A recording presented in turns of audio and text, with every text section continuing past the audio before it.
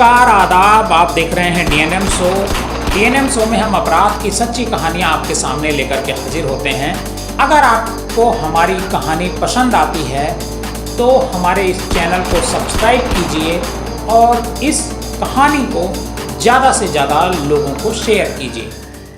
आज की जो कहानी है वो बेहद ही खौफनाक है और एक ऐसे छात्र की है जो अपनी टीचर से बदला लेने के लिए 15 साल तक इंतजार करता है, वह भी एक छोटी सी बात को लेकर के।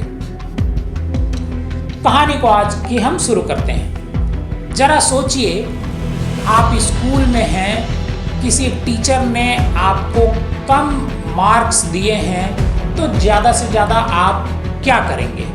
घर आकर के गुस्सा निकालेंगे। लेकिन एक शख्स होता है जो अपनी टीचर से बदला लेने के लिए 15 साल तक इंतज़ार करता है। ये घटना है साल 1980 की। मैरी स्टाफर नाम की टीचर अमेरिका के मिनेसोटा में अपने पति और 2 बच्चों, एक बेटा और बेटी के साथ रहा करती थी। ये लोग पूजा पाठ के लिए अक्सर फिलीपींस जाया करते थे। 20 मई 1980 को भी उन्हें फिलीपींस जाना था, लेकिन जिंदगी खौफनाक रूप लेने वाली है, उनको यह नहीं पता था। बात 16 मई 1980 की है। सुबह सुबह मैरी अपनी 8 साल की बेटी बैथ के साथ सैलून के लिए निकलती है।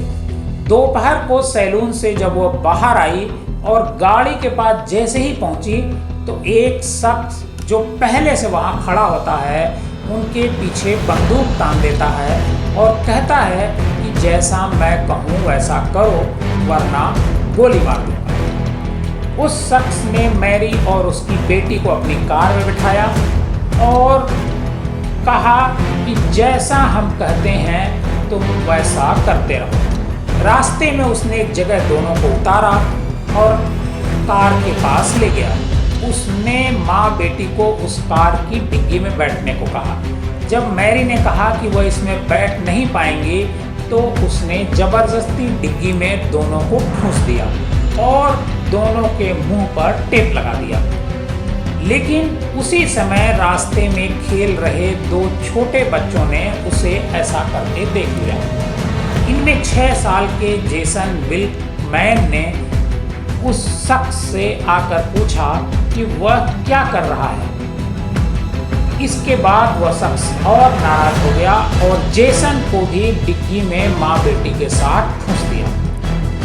आगे चल कर के रास्ते में उसने गाड़ी रोकी और जेसन को बाहर निकालकर कहीं ले गया। कुछ देर बाद जब वह लौट कर आया तो माँ बेटी को सीधे अपने घर लेकर गया। जब मैरी ने उससे पूछा कि वह बच्चा कहाँ है तो उसने कहा कि उसे किसी जगह छोड़ दिया है। घर में ले जाकर के उसने माँ और बेटी को लोहे की जंजीरों से बांध कर अलमारियों में बंद कर दिया। वह ऐसी अलमारी थी जिसमें वो सिर्फ खड़ी रह सकती थी। उन्होंने पूरी रात खड़े खड़े बिता दी। इसके बाद वह मैरी को दूसरे रूम में ले गया। वहाँ उसने उससे पूछा कि क्या वह उसको जानती है, पहचानती है। मैरी का जवाब नहीं में था। इसके बाद उस शख्स ने कहा कि वो मैरी का छात्र है।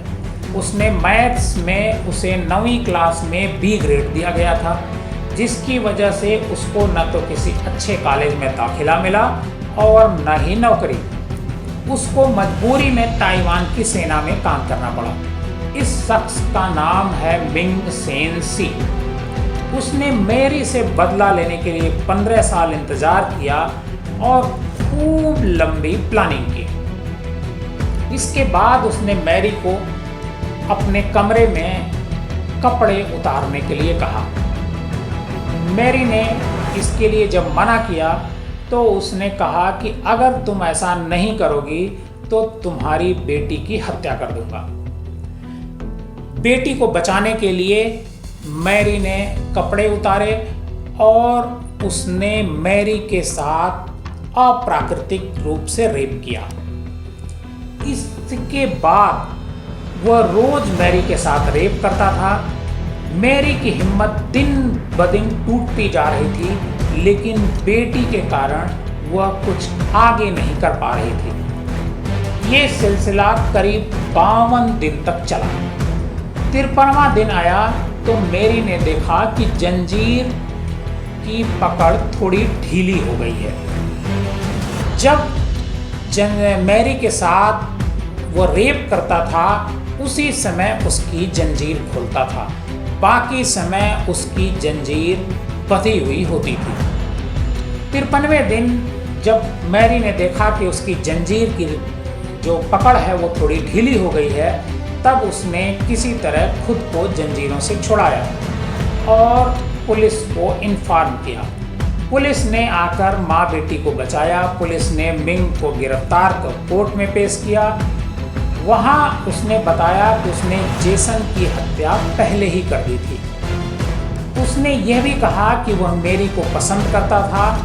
जब उसने उसे बी ग्रेड दिया तो वह आग बबूला हो गया। इसके बाद उसने मैरी से बदला लेने के लिए 15 साल तक प्लानिंग की। मैरी से वह शख्स इतना गुस्सा था कि कोर्ट में भी उसने मैरी पर अटैक कर दिया था, लेकिन पुलिस ने ऐसा उसे नहीं करने दिया। कोर्ट ने उसे 3 वर्ष की गैर जमानती सजा दी।